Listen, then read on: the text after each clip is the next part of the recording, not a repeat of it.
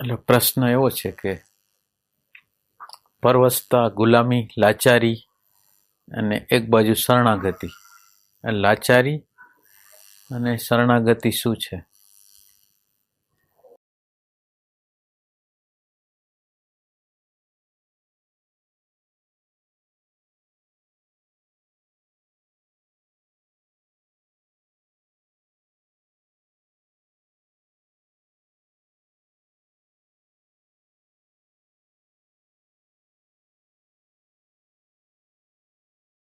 લાચારીમાં ભય ને એવું.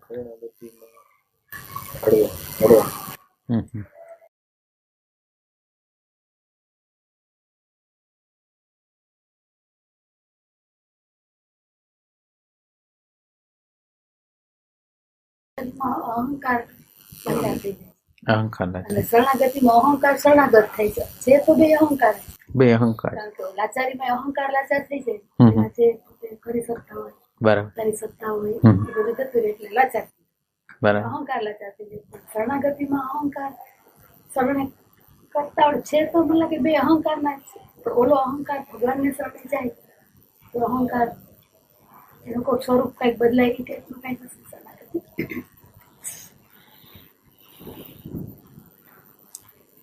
લાચારીમાં કર્તૃત્વ ભાવ રહે ન થાય જુદી સમજણથી જો શરણાગતિ આવે તો પછી કર્તૃત્વ ભાવ નો રહે. પછી જેને શરણે હોય એની પર છોડી પ્રયત્ન ન કરે.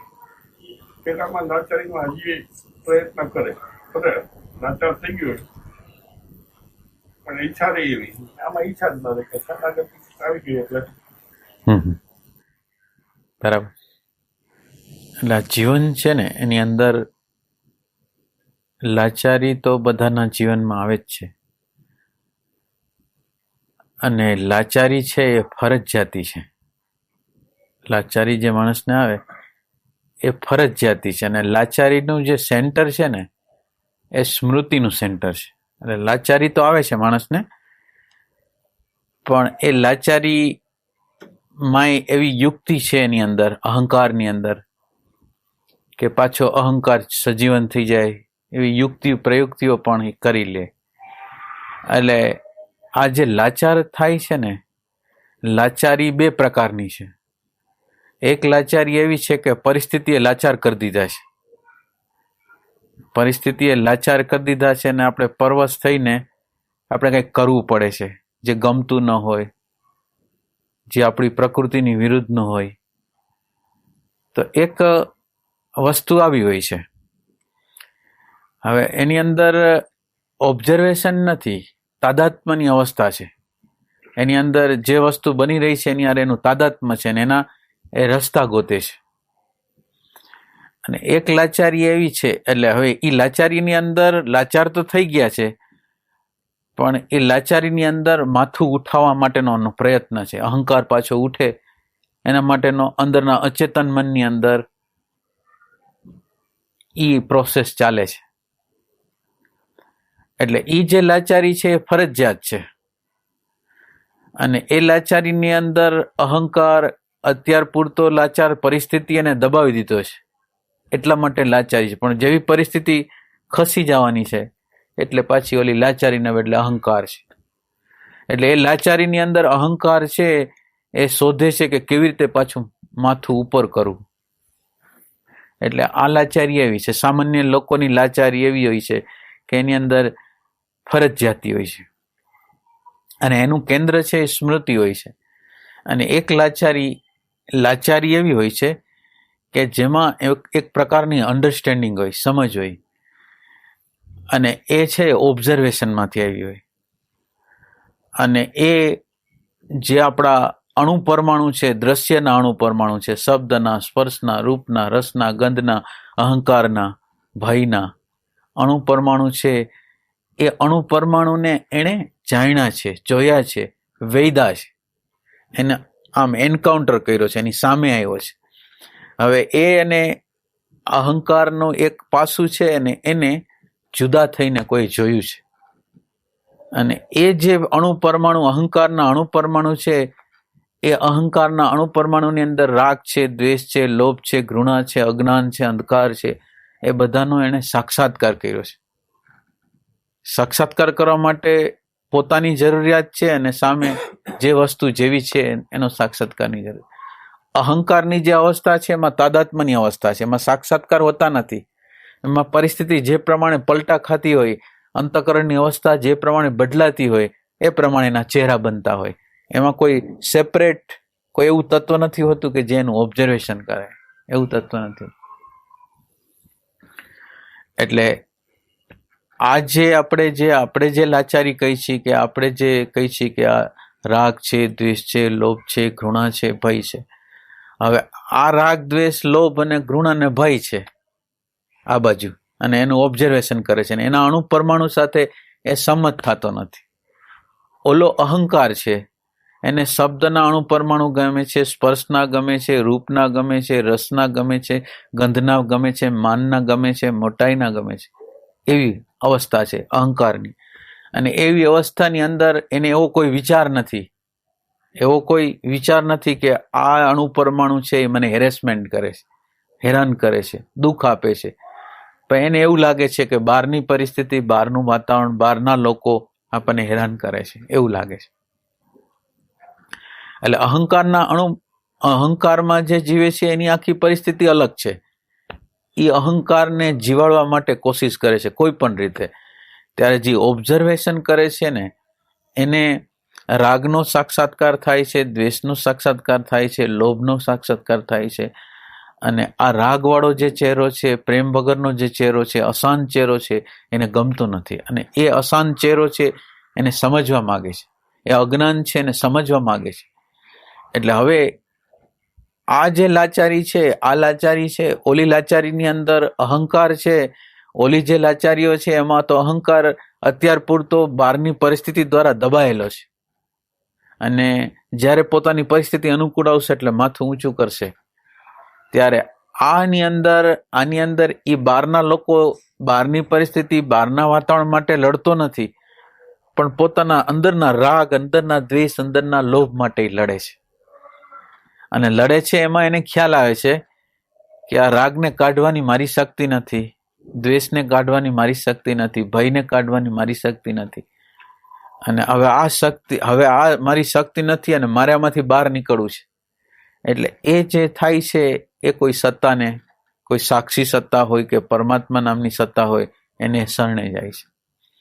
એટલે આ જે લાચારી, આપણને લાચારીનો જે સાક્ષાત્કાર જે થાય છે ને, આ લાચારીનો, આપણે ગુલામ છીએ, આપણને બધા ડેટાઓ છે ધક્કો મારીને કર્મ કરાવે છે. બાયોલોજીકલ ડેટા હોય તો બાયોલોજીકલ ડેટા ધક્કો મારે છે, સોશિયલ ડેટા હોય તો સોશિયલ ડેટા ધક્કો મારે છે, ધર્મના ડેટા હોય તો ધર્મના ડેટા ધક્કો મારે. અને આ ધક્કો મારે છે એની લાચારીની એને પ્રતીતિ થાય છે, એની શરમ આવે છે. અને એ જે અણુપરમાણુ, અહંકારના અણુપરમાણુ છે ને એની સાથે સંમતિ નથી. એટલે આ પ્રકારની જે લાચારીનો સાક્ષાત્કાર થાય ને એ શરણાગતિમાં જાય. અને ઓલા પ્રકારની લાચારી છે એ તો ટેમ્પરરી છે, પરિસ્થિતિ એ દબાવેલા છે ત્યાં લગી. પણ જેવી પરિસ્થિતિ બહાર નીકળી જશે એટલે પાછો અહંકાર છે, અત્યારે પણ એની જો શક્તિ હોય તો એ બતાડી દે એમ છે. એટલે આ બે વસ્તુની અંદર, એકની અંદર અંધકાર છે, એકની અંદર પ્રકાશ છે. અને આ પ્રકાશની અંદર અહંકારને બીજા લોકો નડે છે, અને આને પોતાનો રાગ, પોતાનો દ્વેષ અને પોતાનું અજ્ઞાન નડે છે.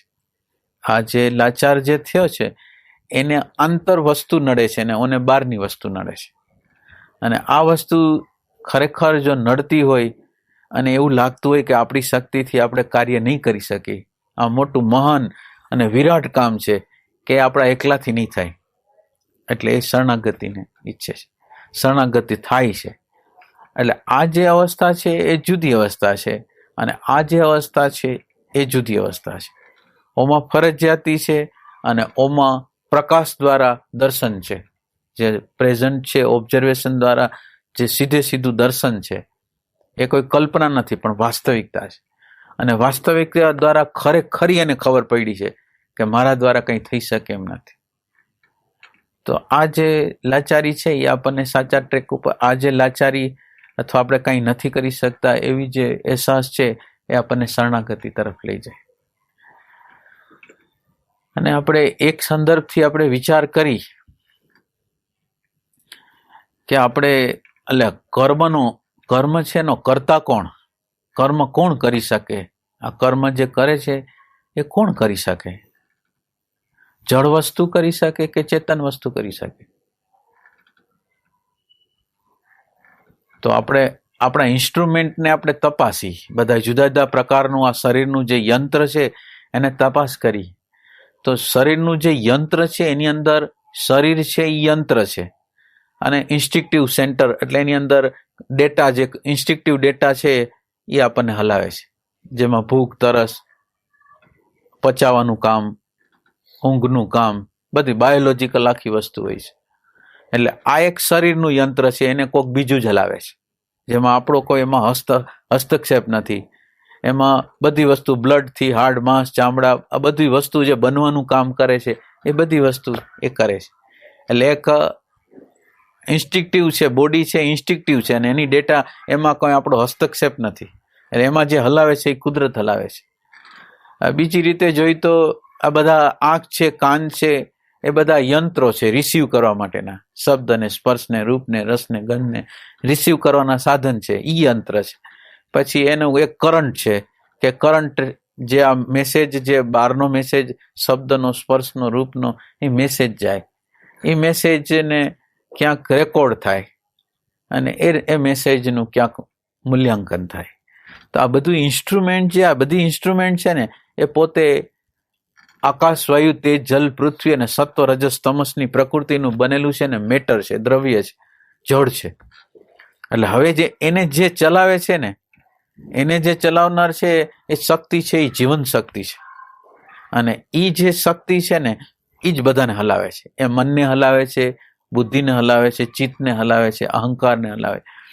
તો આપણા જે કર્મનો જે પ્રમાણેનો પરિપાક થયો હોય એ પ્રમાણેની ઇન્ટેલિજન્સ, જે પ્રકૃતિની ઇન્ટેલિજન્સ છે, આપણને વિચાર કરવા માટે પ્રેરે છે, કર્મ કરવા માટે પ્રેરે છે, ઈચ્છા કરવા માટે પ્રેરે છે. જે પ્રકારના કર્મના પરિપાક હોય એ પ્રમાણેના અંદરના જે ડેટા પ્રગટ થતા હોય એ ડેટાની પ્રગટ કરે છે અને આપણે એની સાથે તાદાત્મ્ય કરી દઈએ છીએ. એટલે આખી ઘટના છે એ કુદરતની ઘટના છે, એમાં આપણે હાવ યાંત્રિક છે. જીવનતા ત્યારે આવે છે કે જ્યારે કોઈ જોનાર દાખલ થાય, જાણનાર દાખલ થાય, ત્યારે એની અંદર જીવનતા આવે છે. બાકી એ મૃતપાય છે, અને એને જે હલાવે છે એ આખી ડેટા જ હલાવે છે. નિયત કરેલી જે ડેટા છે એ ડેટા એને ધક્કો મારીને હલાવે છે. આવો સાક્ષાત્કાર છે એ જે ઓબ્ઝર્વેશન કરનાર હોય ને એને થાય કે કર્મનું કરતા આમાંનું કોઈ નથી. એને ધક્કો મારે છે, એને કરંટ મળે છે, જ્યારે જે સમયે કરવાનો કરંટ મળે છે એ પ્રમાણે ચાલે છે. એટલે એ રીતે પણ એનો કર્મનો કરતા નથી ને કોઈ એવી શક્તિ છે કે જે આને હલાવે છે. ચાહે બોડીને હલાવતી હોય તો ભલે, ચાહે બ્રહ્માંડને હલાવતી હોય તો પણ ભલે, પણ એક સત્તા જે છે કે જે એને ચલાવે છે, જે આને ચલાવે છે. એટલે આવી સમજ જેને થાય એ જ્યારે જ્યારે વ્યવહારમાં આવે ત્યારે વ્યવહારની અંદર એને આ શરણાગતિની ખબર હોય. એમ કે ખાલી વૈચારિક શરણાગતિ એવી વસ્તુ છે કે બધા એને ખબર છે કે આ એક પરમ તત્વ છે, એ આટલી બધી નિહારિકાઓ, આટલા બધા બ્રહ્માંડોને હલાવે છે, આપણી બોડીને હલાવે છે. એક વૈચારિક સ્વીકાર આપણે કરી છે, વિચારથી આપણે નક્કી કરેલું છે કામ છે, પણ એ વિચારથી નક્કી કરેલી જે વસ્તુ છે એ વ્યવહારમાં કામ નથી આપતી. જ્યારે આપણી અંદર પરિસ્થિતિ આવે, પ્રતિકૂળ પરિસ્થિતિઓ આવે, ત્યારે કામ નથી આપતી. તો આ શરણાગતિનું તત્વ છે એવું ઊંડું હોવું જોઈએ, વૈચારિક નહીં પણ ફેક્ચ્યુઅલ. વિચારની વસ્તુ છે એ વ્યવહારમાં ક્યારેય આવતી નથી, પણ જ્યારે આપણે પ્રકૃતિનો આમનો સામનો કરેલો હોય, પ્રકૃતિની સામે આપણે હોવાપણાને, આપણા આત્માને ઊભો રાખેલો હોય અને એણે જો જોયું હોય તો જે શરણાગતિનો જન્મ થાય એ સાચો જન્મ થાય. અને એ શરણાગતિની ઇફેક્ટ જે છે ને એ વ્યવહારમાં છે. ધ્યાન કરો ત્યારે નહીં, પણ પ્રત્યેક વ્યવહાર જ્યારે જ્યારે આપણી અંદર આવી પડે, પરિસ્થિતિઓ આવી પડે, વિપરીત પરિસ્થિતિઓ, પ્રતિકૂળ પરિસ્થિતિઓ, ગમેની એવી પરિસ્થિતિઓ, ત્યારે આ શરણાગતિ છે એ આપણને મદદ કરે. અને શરણાગતિ છે એવી વસ્તુ છે કે હવે શરણાગતિનો અર્થ એમ છે કે અવ્યક્ત તત્વ છે. શરણાગતિનો એક અર્થ એવો છે કે વ્યક્ત છે એ કાર્યરત નથી, વ્યક્ત છે એ જીવંત નથી, પણ વ્યક્તને કોઈ અવ્યક્ત શક્તિ છે એ એને શક્તિ આપે છે અને એના દ્વારા વ્યક્ત છે એ કાર્ય કરે છે. એટલે દ્રશ્ય વસ્તુને જે શરણાગતિ વાળો છે એ જોવે છે દ્રશ્યને અને સમજે છે અદ્રશ્યનો સંકેત. કોઈ ઘટના ઘટે છે, કોઈ પરિસ્થિતિ આવે છે, કોઈ વાતાવરણ આવે છે, તો એની અંદર એ પોતાના અર્થ નથી કરતું. જ્યારે શરણાગતિ સાચા અર્થમાં હોય છે ત્યારે પોતાના અર્થ નથી હોતા. એ દ્રશ્ય વસ્તુની ઘટના ઘટે છે એના દ્વારા એ અદ્રશ્યનો જે સંકેત છે એને સમજવા કોશિશ કરે છે. સાચો શરણાગત વ્યક્તિ છે એમ નથી માનતો કે આ વ્યક્તિએ કર્યું, આ પરિસ્થિતિએ કર્યું, આ વાતાવરણે કર્યું, પણ એને ખબર છે કે આ બધાનો જે કર્તા છે એ કોઈ અવ્યક્ત શક્તિ સત્તા છે, એણે આ કરેલું છે અને એનો હેતુ છે એ ક્યારેક ખરાબ નથી હોતો, ક્યારેક ખોટો નથી હોતો, ક્યારેક ખોટી રીતે કોઈ કર્મ ઊભું કરતો નથી, એવી એનો વિશ્વાસ હોય છે. એટલે પ્રત્યેક ક્ષણે શ્રદ્ધાવાળો વ્યક્તિ છે એ પ્રત્યેક ક્ષણે છે ને અવ્યક્તના શું સંદેશાઓ છે ને એને જોવે છે. એટલે સાચી શરણાગતિ છે એ શું કરે છે તો એ કે બધી વાતાવરણ પરિસ્થિતિ બધી વસ્તુ છે એ દેખાય છે, પણ દેખાય છે એમાં નથી દેખાતું એનો શું હેતુ છે એને એ સમજે છે. એટલે એને જેટલા દુઃખના વધારેમાં વધારે પ્રસંગો આવે ને એટલા પ્રમાણમાં એને એવું લાગે છે કે મારા પરમાત્મા મારા ઉપર ખુશ છે અને એ મારા તરફ એને ખેંચવા માંગે છે. પરમાત્મા પોતા તરફ જેને ખેંચવા માંગે છે એ લોકોને દુઃખ આપે છે.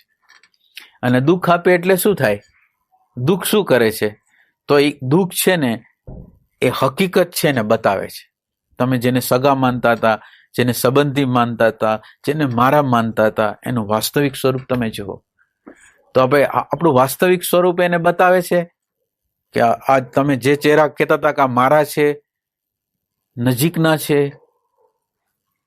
એ જ લોકો, એ જ વ્યક્તિઓ એ શું કરે છે એ જુઓ.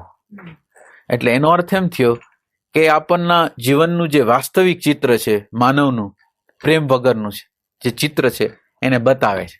હવે પ્રેમ વગરનું તમે ચિત્ર જોયું તો હવે એક વ્યક્તિને જુઓ, બે વ્યક્તિને જુઓ કે ત્રણ વ્યક્તિને જુઓ. ત્રણ વ્યક્તિને જુઓ એટલે તમે આખા બ્રહ્માંડને જોઈ નહીં ખા. બે વ્યક્તિને જોઈ એટલે હવે તમારા અંદર ખ્યાલ આવશે કે માનવ મનની અંદર પ્રેમ નામનું તત્વ નથી, શાંતિ નામનું તત્વ નથી, આનંદ નામનું તત્વ નથી. તો આજે આપણે જે ભરોસો આપણે જે વ્યક્તિ ઉપર કરી છે, પરિસ્થિતિ ઉપર કરી છે, વાતાવરણ ઉપર કરી છે, સિદ્ધાંત ઉપર કરી છે, એ ભરોસો કરવા યોગ્ય નથી. જે સાચી શરણાગતિ આપણી અંદર આવે એટલે આ દર્શન કરાવે, અને આ દર્શન કરાવે એટલે અનુકૂળતા આપે ત્યારે બરાબર એમ નહીં, પણ પ્રતિકૂળતા આપે ત્યારે પણ અવ્યક્ત તત્વ છે એ બરાબર છે એવી આપણને પ્રતીતિઓ થવા માંડે. અને આપણો જે આંતર વિકાસ છે ને એ જેમ દુઃખ આપણને આવતા જાય એ દુઃખ છે એની અંદર આપણે પ્રેમનું તત્વ, શાંતિનું તત્વ કેમ જાળવી રાખવું એની અંદરની દ્રષ્ટિ આપણને મળ્યા રાખે. અને આ જાગૃતિ પોતે એટલે હવે આપણે શરણાગતિ છે એ એક પ્રકારની જાગૃતિ આપશે. એક પ્રકારનો અહંકાર કાંઈ કરી નથી શકતો એવી પ્રતીતિ કરાવશે, અને એવી પ્રતીતિ આપણને કરાવશે એટલે સતત રીતે આપણી જે સુરતા છે એ જે રહેશે એ અવ્યક્ત જે છે, જે આખા વિશ્વને હલાવે છે એવી પ્રજ્ઞા છે, એ પ્રજ્ઞાને શરણે જાશું. અને એ પ્રજ્ઞાને શરણે જાશું એટલે શું થશે કે દરેક પરિસ્થિતિ, દરેક વાતાવરણ, દરેક ઘટનાની પાછળનો ડાયરેક્ટર છે એ અવ્યક્ત છે, એ પરમાત્મા છે, એ અસ્તિત્વ છે. તો એ જે અસ્તિત્વ છે એ જો એ જ કરતો હોય તો એ ક્યારેક ખોટું કરતો નથી. આવી આંતર પ્રતીતિ સાથે જે શરણાગતિમાં જીવે ને તો શરણાગતિ હરેક ક્ષણે, હરેક પલે, હરેક ઘટનામાં, હરેક અંધારામાં એ ઉપયોગી થઈ જાય. જાગૃતિ છે એ ક્યારેક ઉપયોગી થશે, અમુક સમય અમુક સંજોગોમાં જ્યારે પ્રકાશનું તત્વ વધારે હશે ત્યારે કામ કરશે. તો શરણાગતિ એવી વસ્તુ છે કે જ્યારે કટોકટી હોય ત્યારે જ કામ લાગે, દુઃખના પ્રસંગો હોય ત્યારે જ કામ લાગે. જ્યારે દુઃખના પ્રસંગો પ્રકૃતિ આપણા ઉપર હાવી થઈ ગઈ છે, પ્રકૃતિ આપણને કંઈ આમ મચક આપતી નથી, ત્યારે જાગૃતિ નહીં ઊભી રહે. હવે જાગૃતિ ખાલી રાખવા માણસ મતશે તો એ હારી જશે. પણ આ જગ્યાએ શું થશે, જ્યારે આ પ્રકૃતિ આપણા ઉપર હાવી થઈ જાય છે ત્યારે આપણે લાચાર થઈ જાય છે, અને લાચાર થઈને આપણે શરણે કોને જાય છે, તો એ કે એ અસ્તિત્વને શરણે જાય છે કે હવે મારાથી આ અણુ પરમાણુ સાથે કંઈ કામ થઈ શકશે નહીં, આ પ્રકૃતિ મારા ઉપર હાવી થઈ ગઈ છે, હું કંઈ કરી શકું એમ નથી. એટલે ઉપરની સત્તા છે એની સાથે આપણે શરણાગતિ, એટલે આ શરણાગતિ છે એ દરેક વખતે ચાલે છે. અને જાગૃતિનું તત્વ છે એ અમુક સમય, જ્યારે તમારી અગર પ્રકાશનું તંત્ર હોય ત્યારે જ હાલે, પણ અંધકાર હોય ત્યારે ના હાલે. એટલે શરણાગતિ એવી છે કે દરેક જગ્યાએ હાલશે. એટલે જે શરણાગતિ વાળો માણસ છે ને એ ક્યારેય કરતા ક્યારેય નિષ્ફળ નહીં જાય. નાપાસ થાય પરીક્ષામાં, ક્યારેક ક્યારેક નાપાસ થાય, પણ નાપાસ થાય તો એને નાપાસની શરમ હોય કે હું આમાં નાપાસ થયો છું, એની શરમ. તો એ રીતે શરણાગતિ છે એ બહુ હેલ્પફુલ છે. અને જ્યાં જ્યાં શરણાગતિ હોય ત્યાં જ જાગૃતિ હોય, અને જાગૃતિ હોય ત્યાં જ શરણાગતિ હોય. જેમ વૃક્ષ છે એના બીજને તમે વાવો તો એક ગતિ એની નીચે જાય અને બીજી ગતિ ઉપર આવે. એક એનું મૂળિયું છે એ નીચે જવા માંડે અને બીજું મૂળિયું છે એ ઉપર ગતિ કરે. એટલે શરણાગતિ એવું મૂળિયું છે કે એ એમ કરે છે કે હું કાંઈ નથી, એટલે હું કાંઈ નથી એવું કહે છે. એટલે એની અંદર શાંતિ, એ અસ્તિત્વની જે શાંતિ છે, અસ્તિત્વનો આનંદ છે, અસ્તિત્વની પ્રજ્ઞા છે, અસ્તિત્વની મોટાઈ છે, એની અંદર પ્રગટ થાય. એટલે સાચી શરણાગતિ જેમ જેમ વધે ને એટલે ફરિયાદ ભાવ વયો જાય. ફરિયાદ ભાવને બદલે આ જે પરિસ્થિતિ છે એનો ખાતર તરીકે ઉપયોગ કેમ કરી શકાય એવી અન્ડરસ્ટેન્ડિંગ અંદરથી આવે. ગમે તેવી પરિસ્થિતિ હોય, ગમે તેવું વાતાવરણ હોય, તો એના માટે તો એક પ્રકારની ઓપોર્ચ્યુનિટી છે, તક છે. જેમ પાણો હોય, પાણો રસ્તામાં આવે અને પાણો ઠેસ લગાડવાને બદલે આપણને ઉપર ગતિ કરવા માટે પગથિયા તરીકે કામ કરે. એવી રીતે આ જે પરિસ્થિતિઓ, ગમે તેવી વિપરીત પરિસ્થિતિઓ હોય, એ આપણા માટે પરમાત્માની નજીક જવા માટેનું સાધન બની જાય, સાચી શરણાગતિ હોય તો. એટલે સાચી શરણાગતિ જે છે એ અવ્યક્ત તરફ ગતિ કરાવે, અને અહંકાર છે એ વ્યક્ત તરફ ગતિ કરાવે. એટલે અત્યારે અહંકાર છે એ લાચાર થઈ ગયો છે, પણ એ લાચારી તો ફરજિયાતી છે. અત્યારે જો કોઈ બળ આપી શકે એમ હોય તો એ પાછું સજીવન થઈ. એટલે અહંકાર અનેક પ્રકારના, એમ કહેવાય છે કે આપણે ક્યાંક એક કોઈ રાક્ષસ થઈ ગયો કે એનો સંહાર કરવા જાય છે તો એનું એક ડોકું કપાય ને અને એમાંથી જેટલા લોહી નીકળે એમાંથી અનંત પ્રકારના પાછા રાક્ષસ જાગે. એમ આપણું અહંકારનું સ્વરૂપ એવું છે, તમે જેટલું આમ કાપવા સીધી રીતે જાઓ એટલા અનંત પ્રકારના ડોકા કાઢે. એટલે અહંકાર છે એ લાચાર થઈ જાય, શરણાગત થઈ જાય, એ નમ્ર થઈ જાય, એ કોમળ થઈ જાય, પણ એ બધું બારનું છે. અત્યારે હું કરી નથી શકતો એવું છે. ત્યારે શરણાગતિ વાળું જે છે એ તો હંમેશને માટે સમજી ગયું છે કે આ જ આપણને હેરાન કરનારું જે તત્વ છે એ અહંકાર જ છે. એ સેન્સમાં એનો ફેર છે. અને શરણાગતિ છે એ કંઈ આપણે વૈચારિક ન હોય, પણ ફેક્ચ્યુઅલ, જ્યારે વ્યવહાર આપણે કરતા હોય ત્યારે આપણે શું કરી છે ને એના ઉપર એનો આધાર છે. વ્યવહાર વખતે ભય લાગે છે કે શરણાગતિ થાય છે. જો એ વખતે આપણને શરણાગતિ થાય અને આપણા ઘણા ભાગના ભયો જતા રહેતા હોય તો એમ સમજવાનું કે શરણાગતિ આપણી છે. જૂના ભય પ્રગટ થાય, આપણે અત્યારે કરી છીએ, પણ જૂના ભય તો આપણી અંદર પ્રગટ થવાના. પણ ઓલો ભયની સામે આપણી આગળ એવી તલવાર છે કે શરણાગતિ, કે એક મોટી શક્તિ છે, મોટી સત્તા છે કે જે આપણને યોગ્ય માર્ગ આપશે. અને યોગ્ય માર્ગ છે એ દિવ્યતા તરફનો, ભગવાન તરફનો, પ્રેમ તરફનો, આનંદ તરફનો રસ્તો આપશે.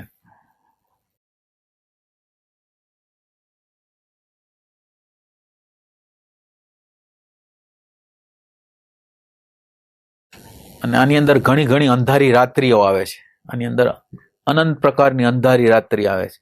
અને આ અંધારી રાત્રિની અંદર સહાય કરનારું જો પરિબળ હોય તો એ શરણાગતિ છે. આની અંદર એવી વસ્તુ છે કે જેટલા અંશમાં આપણી અંદર સ્મરણ વધે, જાગૃતિ વધે, એટલા અંશમાં સ્થૂલ અહંકાર હોય ને એ સ્થૂલ અહંકાર શાંત થઈ જાય, અને એના કરતા એ પોતાનું સ્વરૂપ છે એ સૂક્ષ્મ લે. પોતાનું જે સ્વરૂપ છે ને, હવે હવે એની નજર માટે પાછું આપણી અંદર વધારે પ્રકાશની જરૂર પડે. એટલે અહંકાર એવા એવા સ્વરૂપો લે ને કે જેમાં જો શરણાગતિ ન હોય, પ્રમાણિકતા ન હોય, તો પછી આ જે અહંકાર છે એ કોઈ પણ રીતે આપણને છેતરીને લઈ જાય. એટલે આ અહંકાર છે જે એક એક સ્ટેપે, એક એક પગલે પગલે એ અહંકાર જુદા જુદા સ્વરૂપો, એ નમ્ર થઈ જાય, એ કોમળ થઈ જાય, એ આધ્યાત્મિક થઈ જાય, ધાર્મિક થઈ જાય, એ ધ્યાની થઈ જાય અને માથું કાઢે બીજા પ્રકારનું. એટલે આપણી અંદર શરણાગતિનો પ્રકાશ હોય ને, અને આપણે ઓથેન્ટિક હોય, પ્રમાણિક જ હોય કે આપણે આ જ કરવું છે, રાગને કાઢવો છે, દેશને કાઢવો છે, અજ્ઞાનને કાઢવું છે, એવો અંદરનો ઓથેન્ટિક ભાવ હોય ને, તો પછી આ અંધારાની અંદર આપણને પરમાત્માનો પ્રકાશ છે મળે ને શ્રદ્ધા, પ્રત્યેક ઘટનાથી એની શ્રદ્ધા છે વધતી જાય, એનો ઉપયોગ કરે, શરણાગતિનો ઉપયોગ કરે તો પ્રતિ બનાવે, પ્રતિ ઘટનાએ, પ્રતિ પરિસ્થિતિએ એની શરણાગતિ વધતી જાય.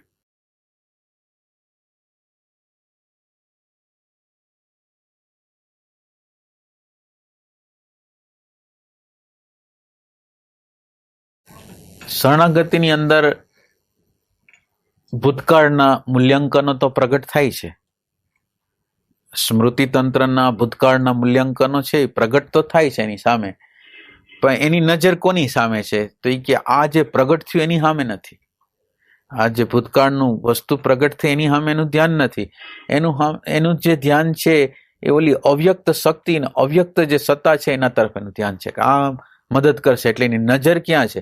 શરણાગત વાળાની જે નજર હોય ને એ સ્મૃતિ તંત્ર ઉપર ન હોય, પણ સ્મૃતિ તંત્ર કોઈ પણ પ્રકારનું કંઈ ભય કે કંઈ પેદા કરે એટલે એની નજર ઓના ઉપર જાય. જેમ એક બાળક હોય, એને કંઈ પણ ભયની પરિસ્થિતિ પેદા થાય, નાનું બાળક, તો તાત્કાલિક રીતે માનો પોકાર કરે.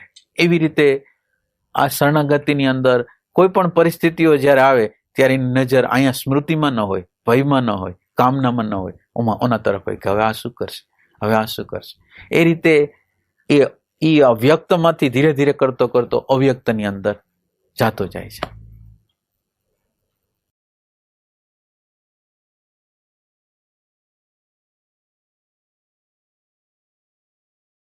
એનો અર્થ એમ છે ને, શરણાગતિ એક જાતની જાગૃતિ છે. જાગૃતિ છે, શરણાગતિ જાગૃતિ છે. શરણાગતિ ગુપ્ત જાગૃતિ છે, એટલે અહંકાર ના આવે આપણને. જાગૃતિની અંદર આપણે જાગૃતિ રાખી છે એટલે એનો અહંકાર છે, એટલે જાગૃતિ વાળા તૂટી જાય, પણ શરણાગતિ વાળા ન તૂટે. એટલે સાચી જાગૃતિ વાળા ન તૂટે, પણ લગભગ ખોટી જાગૃતિ વાળા હોય છે તૂટી જાય, પણ ઓલા ન તૂટે, હાઈલા જ જાય રસ્તા.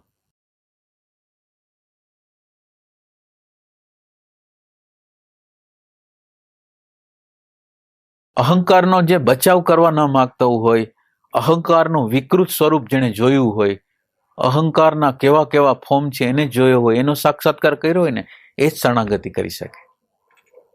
બીજા લોકોના ભયંકર ચહેરા જોયા હોય એવા લોકો નહીં, પણ પોતાના જ અહંકારના ભયંકર ચહેરાઓ એને જોયા હોય, અને આ જ અહંકાર છે સતત રીતે આપણને ભયમાં રાખે છે, હિંસામાં રાખે, એવું સાક્ષાત્કાર થયો હોય એવા લોકો જ શરણાગત થાય.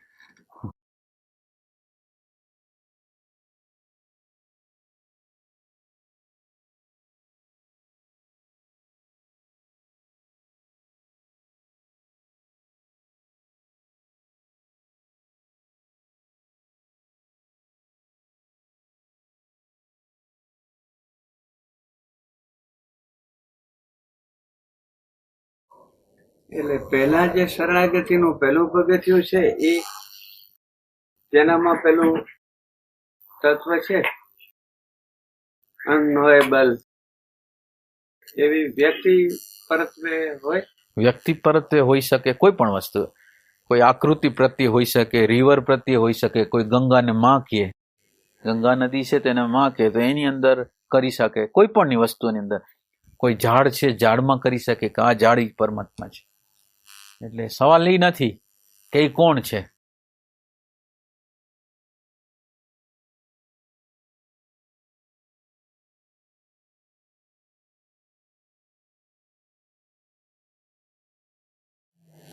તો શરણાગતિ દરરોજનું અવલોકન આપણે કરીને કે આપણે જે કરવા માંગીએ છીએ એમાં કેટલું કરી શકીએ છીએ આપણે.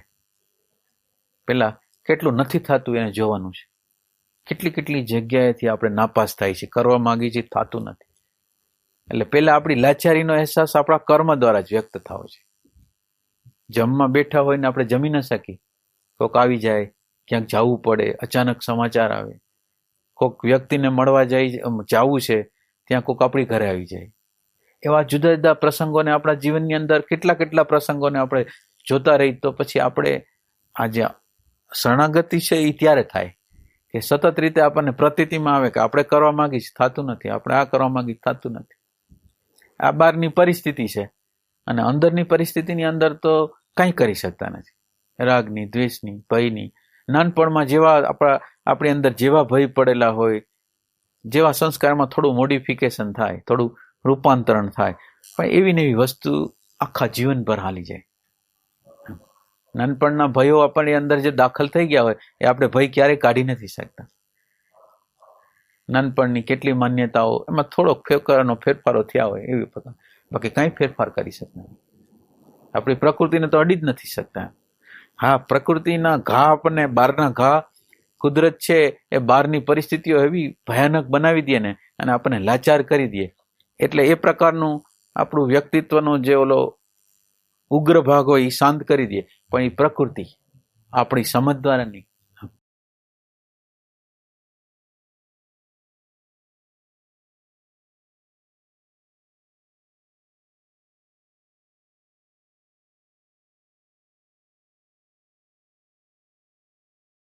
આપણા જીવનનું બાળપણથી વૃદ્ધાવસ્થા લગીનનું આપણે જો ઓબ્ઝર્વેશન કરીને તો બદલાવ બહુ થોડી માત્રામાં હોય છે. થોડી રીતભાત, થોડુંક ઉગ્ર હોય તો થોડોક શાંત થઈ જાય, પણ અંદરના સંસ્કારો તો જીવંત તેવા હોય છે. એમાં કોઈ ફેરફારો નથી થયા. અંદરની જે દ્રષ્ટિ એમાં કંઈ બહુ મોટા ફેરફારો થયા.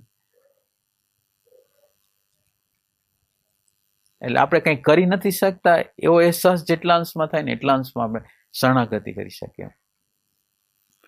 અને એવો પ્રયોગ કરવો જોઈએ કે અમુક પ્રયોગ આપણા કર્તૃત્વથી કર્યો અને અમુક પ્રયોગ એવી રીતે કર્યો કે આ કર્મ છે એ પરમાત્માને હું સોંપું છું.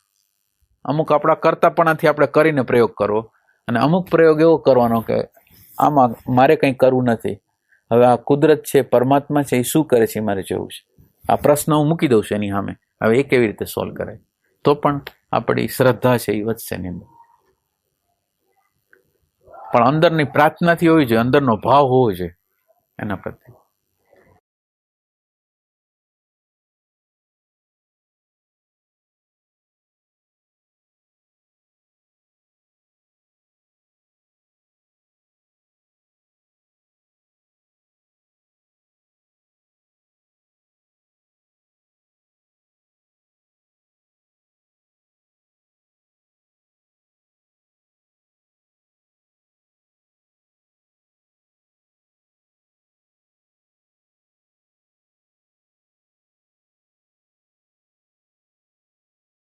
આપણી જે લાચાર પરિસ્થિતિ હોય ને એના જવાબદાર આપણે બીજાને ગણી છે. અત્યારે અમુક પ્રકારની આપણી ઘરમાં હોય તો પણ લાચારી હોય, બહાર ઓફિસમાં હોય તો લાચારી હોય, તો એ લાચારી માટે આપણે જવાબદાર બીજાને ગણી છે.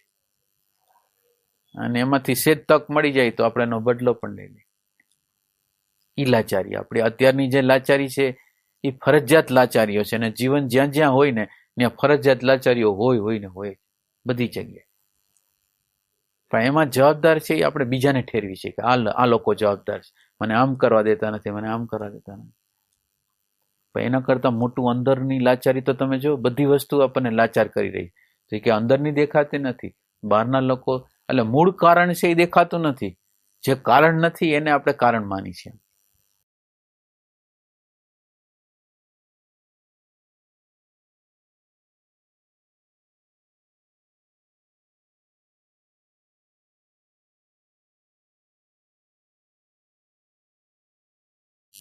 એક કેદમાં માણસ હોય ને એ મુક્ત હોય, અને એક મુક્ત હોય છતાં કેદમાં હોય.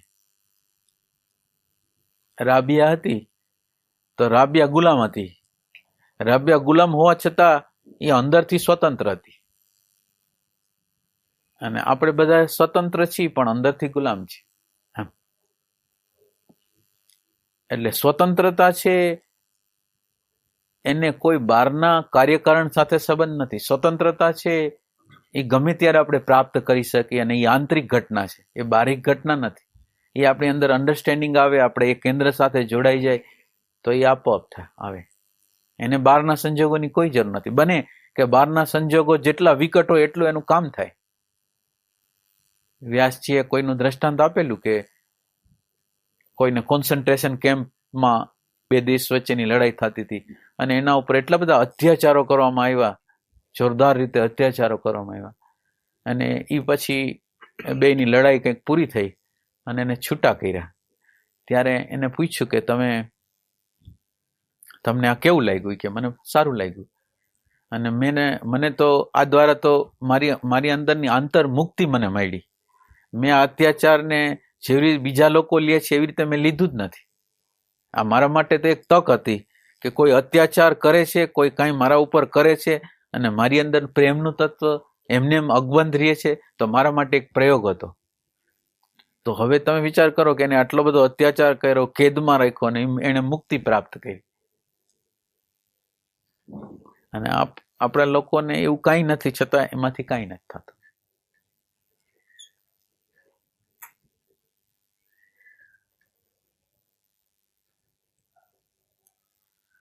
અને આપણને આમ કોઈ બંધનનો અહેસાસ ન કરાવે તો આપણને બંધન નથી લાગતું. આ સત્સંગમાં જાય ત્યારે આપણને ખ્યાલ આવે કે આપણે ક્યાંક બંધાઈ ગયેલા છીએ એમ. એટલે એક દ્રષ્ટાંત આપતા હતા કઈ કે વારે વારે એક સંત છે એ કેદમાં જતા, કંઈક કરીને કેદની અંદર પૂરી દે કોઈને કોઈ રીતે. એટલે બધા કે તમે વારે વારે તમે આવા સંત થઈને વારે વારે કેમ જેલમાં જાઓ છો? એ કે કેટલાય વર્ષોથી એ લોકો જેલમાં એવા છે કે હવે અંધારામાં ને ઓલામાં જીવવા ટેવાઈ ગયા છે. એટલે હું એને સંદેશો આપવા જાઉં છું કે બહાર ચોખ્ખી હવા છે, ચોખ્ખું આકાશ છે, એટલે તમે એમાં બહાર આવો. એ સંદેશો દેવા માટે આવું છું. એટલે સત્સંગ છે એના દ્વારા તો આપણને ખબર પડે છે કે આપણે ક્યાંક બંધનમાં છે. નકર એમ થાય છે કે કાં ઓલો જવાબદાર છે, કાં ઓલો જવાબદાર છે, મારો ભાઈ બરાબર નથી, મારી બેન બરાબર નથી, પત્ની બરાબર નથી, પણ એમ નથી લાગતું કે હું બરાબર નથી.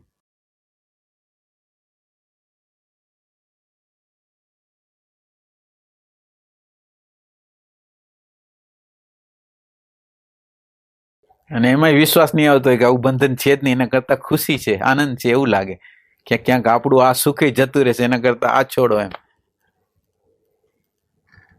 ખરેખર ભય લાગે અંદર. ઓલું સુખ તો જોયું નથી ને આ સુખ એ પાછું વયું જશે તો શું થાય? શરણાગતિ તરફ જનાર માણસનું કાર્યકારણનું આખું ચક્ર બદલી જાય, આખું તંત્ર બદલી જાય કે ન બદલી જાય એમ તો જોવું જોઈએ. હા, એટલે શરણાગતિ જેને કરી હોય એનું જીવન જોઈ તો ભરોસો આવે, એના કરી એમાં ભરોસો ના આવે. એટલે એના માટે કોઈક મોડલ જોઈ.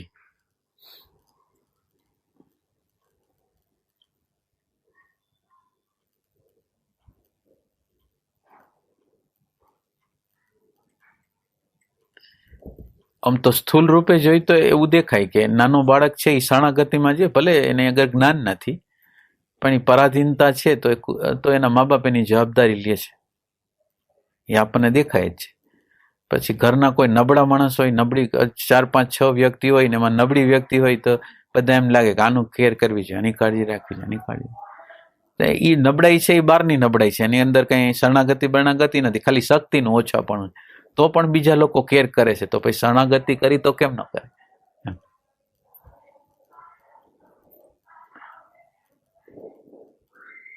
આપણે દાખલા તરીકે દુઃખનું કારણ એક વ્યક્તિને માનતા હતા, અને શરણાગતિ તો ઠીક, પણ થોડીક સમજ આવે ત્યારે પણ એમ થાય કે આ કોક બીજેથી આવે છે, અલૌકિક વગેરે તો નહીં, અનનોએબલ, પણ એના કારણો ક્યાંક ઊંડા જ હોવા જોઈએ. એવી જો પ્રતીતિ થાય તો એ કારણ કાર્યની આખી જે પેટર્ન છે એટલે ખુલવા માંડે આપણી સામે એના કાર્યકારણો. બધી પરિસ્થિતિ કે સ્થિતિ કે જે કંઈ આવતું હોય મુશ્કેલી, એમાંથી ઓલો સિદ્ધાંત છે કે બધામાં હા પાડી દે અથવા એક્સેપ્ટ કરી લે તો એમાંથી શરણાગતિ આવે. પણ એ હા તો અહંકાર હોય તો ન થાય. એક નેચર છે એક્સટર્નલ કન્સિડરેશન કરવાનો, બીજા લોકોને ખુશ કરવા માટેની. આપણી અંદર આપણે હંમેશા બીજા લોકો કેમ રાજી રહીએ, કેમ સુખી રહીએ, એવો ભાવ આપણી અંદર જ્યાં લગીન ક્રિએટ ન થાય ત્યાં લગીન બધી વાતમાં રાજી ન થઈ શકી. આપણને હમણાં શાક ભાવતું નથી ને હમણાં આપણા ઘરના લોકો પીરસી દે તો આપણે અહીંયા હા પાડશું? કારણ કે આપણે સેલ્ફ સેન્ટરને ચોટેલા છે. અને સેલ્ફ સેન્ટરને એટલે હાનો અર્થ એમ છે કે મારે કોઈ સેલ્ફ સેન્ટર જ નથી. એટલે હા પાડવી બહુ અઘરી બાબત છે એમ. અને નાની નાની બાબતોથી શરૂ થાય, નાની બાબતોથી શરૂ થાય. તમે હા પાડવાનો, તમે જમીન આવ્યા છો ને હવે કોઈક એટલો બધો પ્રેમ ને ભાવ વરસાવે છે એના પોતાનો ભાવથી, તમે કેવી રીતે ખાવાના, કેવી રીતે પીવાના? અને છતાંય તમે એની કંઈક, હવે આ વસ્તુ નાની નાની છે, પછી એનો અર્થ એમ નહીં કે આપણે હેલ્થને ખોઈ નાખવી, એમ નથી કહેતો, પણ એ જે વસ્તુ હોય છે ને એ ગતિ કરાવે છે. લાગે છે હાવ સિમ્પલ વસ્તુ, પણ એ ગતિ કરાવે છે. એક વ્યક્તિએ પોતાના ધારાધોરણો ફિક્સ કરી લીધા હોય એટલે એના માટે તો સેન્સિટિવિટીની કોઈ શક્યતા નહીં, કોઈ શક્યતા નહીં. કારણ કે હા પાડવાનો અર્થ તમને ગમે તે પરિસ્થિતિ, ગમે તે વાતાવરણ આવે ને તમારે હા પાડવાની. તમે કોઈ વસ્તુને ચોટેલા હો, કોઈ માન્યતાને, કોઈ ધારણાને, કોઈ પરિસ્થિતિને, તો એ ન ચાલે, તો હા ન પાડી શકીએ આપણે. એટલે હા પાડવા માટે ઘણી વસ્તુ જોઈએ એમ. ફ્લેક્સિબિલિટી, જીવનની જે ફ્લેક્સિબિલિટી છે, ઓપનનેસ છે, સેન્સિટિવિટી છે.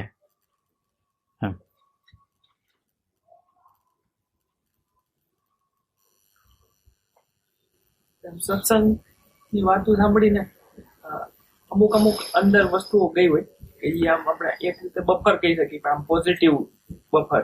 એટલે એની લીધે ઘટના કોઈ બને તો એમાં એવો એક સપોઝ અંદર ખ્યાલ વયો ગયો કે ભાઈ જે ઘટના બને ને એમાં સામે વાળાનો વાંક ઓછો હોય ને આપણો વાંક અથવા આપણા કર્મોનો વાંક વધારે હોય, એવો એક પ્રકારનો ખ્યાલ વયો ગયો હોય. એને આપણી રીતે આપણે જોયો ન હોય પણ એક એવી અંદર વસ્તુ હોય ગયું.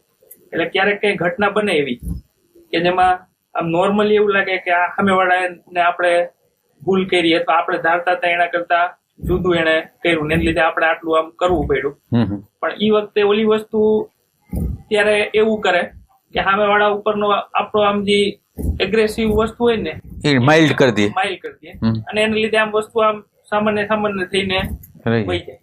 એટલે હવે એમાં કાયમ પ્રશ્ન એ થાય કે આ વસ્તુ છે એ ખરેખર કોઈ વસ્તુ આપણે સાચી રીતે આને ઇમ્પ્લિમેન્ટ કરી છે કે આ એક યાંત્રિકતાનો મોટો ભાગ છે? એટલે યાંત્રિકતાનો ભાગ નથી. તમારી જે નેગેટિવિટી છે ને એને ડાઉન કરે છે. એટલે નેગેટિવિટીને કોઈ પણ રીતે ઓછી થતી હોય ને તો એ બધું ઉપયોગી છે. એટલે ભલે યાંત્રિક તમને લાગતો હોય, ગમે તે લાગતો હોય, પણ એ એક પ્રકારની જાગૃતિ છે, એક પ્રકારનો એક એટીટ્યુડ છે કે એ એટીટ્યુડ તમારી અંદર બધા પોઝિટિવ આપણે અણુપરમાણુ બહારથી લેવા માટેનું તમારી અંદર એવું નિર્માણ થઈ ગયું કે તમે બહાર જે ઘટનાઓ ઘટે એને તમે પોઝિટિવલી લેવા માંડ્યા છે. તો એનો અર્થ એમ છે એ વખતે નેગેટિવિટી આવે, એ વખતે ઉશ્કેરાટ આવે, એ વખતે આવેગ આવે, એ વખતે ક્રોધ આવે, એ વખતે હિંસાનો ભાવ આવે, એ કાંઈ ન થાય, માઇલ્ડ થઈ જાય. તો એ ઉપયોગી છે ના, એટલે ઉપયોગી, એટલે એ ઉપયોગી છે, એ ખોટું નથી. પણ એટલે હવે એની સામે જે ખરેખર એમ કે એ વસ્તુનો તાપ ન લાગે. ભલે તાપ ભલે ન લાગે પણ તમારું જીવન ચોખ્ખું થતું જાય, તમારા ખરાબ કર્મ ઘટી જાય, એની માત્રા ઘટતી જાય. એટલે એ સારી વસ્તુ છે. ભલે ને આમ અત્યારે કઈ દેખાય નહીં એવો ફાયદો એવું લાગે પણ ફાયદાકારક છે. એટલે અંદરથી એવું લાગે કે આપણે જેમ ઈ ચશ્માથી, એ તો સારી વસ્તુ કહેવાય ને. ઈ ચશ્માથી જ જોવું જોઈએ, ઈ ચશ્માથી જ જોવું જોઈએ.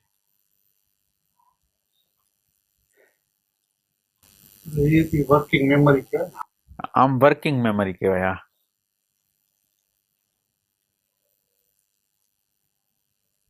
એ રાઈટ જગ્યાએ યુઝ થયું ને, રાઈટ જગ્યાએ યુઝ થયું એટલે બરાબર કહેવાય.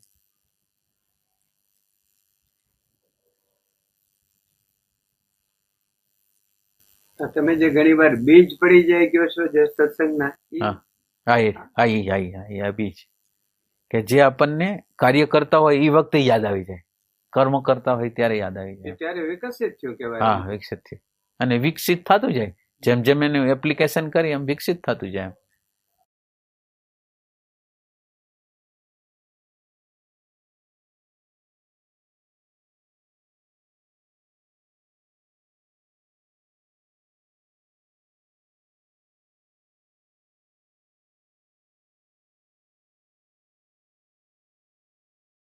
એમ કે ઉદાહરણ આપીને કહું તો મેં ભાઈને મારા એકાઉન્ટ માટે CA તરીકે રાખ્યા હતા ને, કે એને 2-3 વર્ષ સુધી રાખ્યા હતા.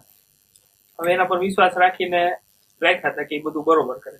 પછી 3 વર્ષ પછી ખ્યાલ આવ્યો કે એને ઘણા બધા અંદર બહુ મોટા મોટા લોચા એમાં કર્યા હતા.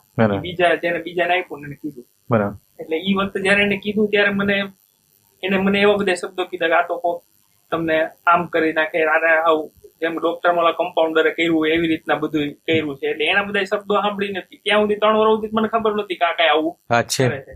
એના શબ્દો સાંભળીને મને એમ થયું કે આને તો મારું ઘણું મને હેરાન કરે. એકચ્યુઅલ તો કઈ થયું નતું. મને એમ થયું કે આને તો આખી મારું બધું બહુ મોટો કરતો. એટલે એ બધું મનમાં હાલતું હતું. અને આમ જાતા હતા તો એક જગ્યાએ આમ બાય ચાન્સ મોટા અક્ષરે એવું નિર્દોષ લખેલું વાંચ્યું. એટલે એ વાંચીને મને એમ એવું થયું કે એ વ્યક્તિ તો નિર્દોષ એવું મને થઈ ગયું. એટલે ઈ જેવું થઈ ગયું ને તો મારી અંદર એ વસ્તુ વહી ગઈ. બરાબર. એટલે પછી એમ કે એ વસ્તુ વહી ગઈ તો પછી મને ઓલું બધું તો હરખું થઈ ગયું. બરાબર. એટલે મને એ થાય કે આ જે વસ્તુ છે એ મેં મારી રીતે લઈ લીધી છે કે અથવા એ ખરેખર એ વખતે મને એવું બતાવવા માટે એવું હતું કે આ ઓલી વ્યક્તિની વાંક ને, એટલે ઈમાં બહુ કન્ફ્યુઝન. ના એટલે પરમાત્મા આપણને કેટલા હેલ્પફુલ થાય છે કે આપણે અત્યારે શરણાગતિની વાત કરી હતી ને, કે શરણાગતિમાં સંકેતો એને સમજી જાય. હવે તમારા માટે તો નિર્દોષનું બોર્ડ આવ્યું ને, અને તમારી ઘટના હતી કોકને દોષિત ઠેરાવતી હતી ને, તો કુદરતની ઇન્ટેલિજન્સ કેવી છે કે જેણે તમારા આખી જે નેગેટિવ થોટ હતો એને બ્રેક મારી દીધી. તો ખરેખર એટલે એના દ્વારા આપણને એમ ખ્યાલ આવે કે કુદરતની કેવી સત્તા છે. એક સત્તા છે કે એક સત્તા, અને એ સત્તાની સાથે આપણું કંઈક કનેક્શન છે. આપણું કનેક્શન છે એટલે તાત્કાલિક રીતે, નકર માણસોને તાત્કાલિક રીતે કાંઈ ન થાય, પણ તાત્કાલિક રીતે આપણને બધી ઘટનાઓ સામે આવે છે. એટલે કુદરતની આપણા તરફ હેલ્પ છે. અને પરમાત્મા ઈચ્છે છે કે આપણે પણ આ રસ્તે જાય એવું ઈચ્છે છે. દરેક પરિસ્થિતિમાં એવું આપણને મોટા ભાગે જીવનમાં આમ જ બને છે ને, તો એ બને છે એવું બતાવે છે કે તો એ પરમાત્માનો ઘણો મોટો હિસ્સો છે કે જે આપણને આ રસ્તે જ રાખવા માંગે છે. અને એ આપણને સિલેક્ટ કર્યા છે, નકર આપણને યાદી કેવી રીતે આવે એમ. અને એ વખતે જ ખરેખર વખતે જ એ તમને ક્યારે આપે?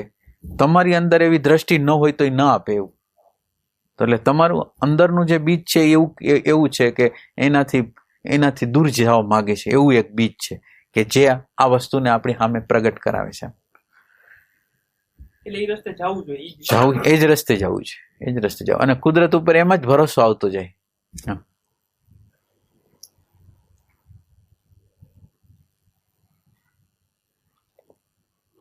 અમારી ઘરે એક ટેપની ચોરી થઈ. દુકાનની વાત છે પણ ટેપની ચોરી થઈ. એટલે અમારી ચાવી પગીને ત્યાં રહેતી હતી. અમે રાખતા હતા, હું સર્વિસ કરતી હતી. એટલે અને અમારો નોકર એ ચાવી લઈ અને કરતો. એટલે એક વખત હું ઓફિસથી આવીને તો એ વખતે ટેપની કિંમત ગણાતી હતી. ટેપ રેકોર્ડર નહીં. બરાબર.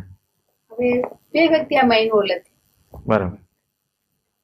પગી જે અમારી ચાવી પડી રહેશે અને નોકર.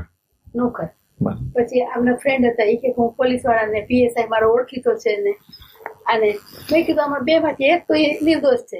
હા, બરાબર. કા પગી નિર્દોષ છે અને કા આપણો નોકર નિર્દોષ છે. બરાબર. હવે 2 ને મારશે દીધું. બરાબર.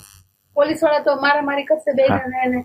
એટલે મેં એને રિક્વેસ્ટ કરી દીધું આપણે નથી કોઈ રૂમ આપણું ગયું નથી, આપણે કઈ કરવું. કારણ કે આમાં એક વ્યક્તિને તો એ ધોઈ નાખશે મારી બિચારા. પછી થોડાક દિવસ થયા ને તો એ 2 વ્યક્તિ સિવાય ત્રીજી વ્યક્તિ એ ધોબી એના નીચે અમારે ધોબી ઈસ્ત્રી કરતો હતો. ધોબીના છોકરાએ પગીના બિચારા ત્યાં લટકેલી ચાવી લઈ અને પગીના ધ્યાન બહાર ઘર ખોલીને ધોબીના છોકરાએ ચોરી કરી. બરાબર. અને થોડાક દિવસ થયા ને તો એ ધોબીની મમ્મી આવી આમ હાથ છોડીને આવી કે અમે હાથ છોડી છે મારો દીકરો તમારો ટેપ રેકોર્ડર ચોરી ગયો છે અને એ કોકને વેચી આવ્યો છે કઈક થોડા પૈસામાં બરાબર. પણ એ કે હું તમને મારો દીકરો શું કરું લઈ અમે એને કેટલો માર્યો આમ કર્યું તેમ કર્યું બરાબર. પછી આ જ્યાં એ વેચી આવ્યા હતા એ વેચી આવ્યો હતો હા હા છોકરો ન્યા ગયા ઝુંપડપટ્ટીમાંથી અને જે પૈસા ઓલા થોડા ઘણા આપ્યા હતા ને એ પૈસા આપીને આ ટેપ રેકોર્ડર લઈ આવ્યા. બરાબર બરાબર. તો એ વખતે આપણે કર્મ કરતા બચી ગયા બચી ગયા. હા બરાબર. આમ થોડુંક આમ આપણે એમ રાખ્યું કે આમ નહીં તો મારશે ને બિચારાને. હા બરાબર. અને જો આપણો અહંકાર બહુ તો કે મારે પીએસઆઈ ની ઓળખાણ હું મારા ભલે કરાવી નાખું હા હા એ એક થયું તો એક મોટું આપણું કર્મ આ બને. કર્મ બંધાય. એટલે એ ટાઈપનું કઈક હા. આવે તો એમ તો ફેર પડે કે ન એ પડે? સારી વસ્તુ કહેવાય ના, સારી જ વસ્તુ એટલે કહેવાય. આવી રીતના કોઈ આવે હા, હા, તો હા, હા. આપણે એ વખતે થોડીક જાગૃતિ જાગૃતિ આવે. મારશે બધા એમ. હા, હા. એના કરતા જવા દો પૈસા જવા દો બરાબર છે બરાબર બરાબર. એમ કઈક ના બરાબર છે ના એ વસ્તુ સાચી છે, સારી છે. એટલે આ ધીરેનના કેસમાં એવું જ આમ હા, છે ને કે હા. આપણે એને હા હા નથી કઈ નથી. કરવું એમ તો ઘણી વાર એમાં ફાયદો થઈ જતો હોય આપણને. ના ના ફાયદો જોઈએ, ગેરફાયદો હોય જ નહીં એમાં. આ દેખીતો જે ગેરફાયદો હોય ને, માનો કે એને કંઈક કર્યું હોય તો માનો કે 20, 30, 40 હજાર કે ભરવું પડ્યું, ભલે ભરવું પડ્યું, પણ આપણે ક્રોધથી બચી ગયા ને, આપણે અશાંતિથી બચી ગયા ને, આપણે પ્રેમ રહિત પરિસ્થિતિથી તો બચી ગયા ને, આપણે નેગેટિવિટીથી તો બચી ગયા ને, એની કરોડો કરતા વધારે કિંમત છે એમ. આપણા માટે જે કિંમત હોવી જોઈએ ને આ પૈસાની કિંમત નથી ઈ થવા દે તો મોટા ભાગે બહુ ફેર પડી જાય. અને એની પાછળ હોય તો અહંકાર જ કે બતાવી હા, દે હા, આપણે. અહંકાર જ. નાનું હોય તો એવો જ દાખલો આનો છે.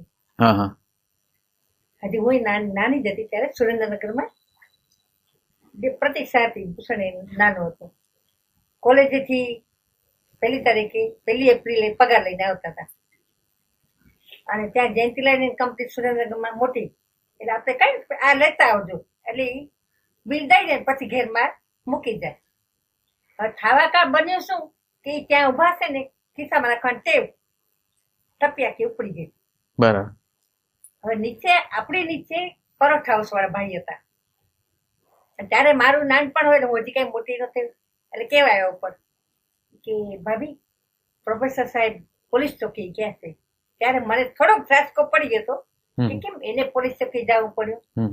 હવે બીજું કોઈ પડછું નહીં એટલે આપણે કોને કહીએ અત્યારે. નીચે લેન્ડલોર્ડ હતા, એના દીકરાની વાત કરી. બીજું આમ બન્યું છે અને ઈ ક્યાં છે એની તપાસ તમે મને કરી દો.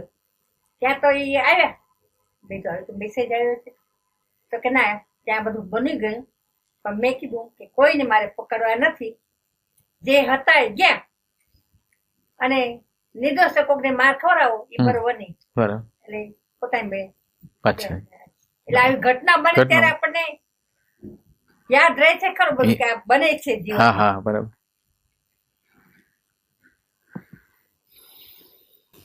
લાચારી હતી કે શરણાગતિ હતી? હે એ ગમે તે હોય પણ નેગેટિવિટીથી બચી ગયા. જે હોય તે અહંકાર હોય તો સારો, એ અહંકાર એ સારો.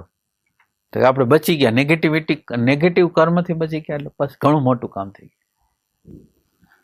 એમાં વ્યવહારિક રીતે લેવું હોય ને તો ધીરેજના કેસમાં થયું ત્યારે અમે અમદાવાદ હતા.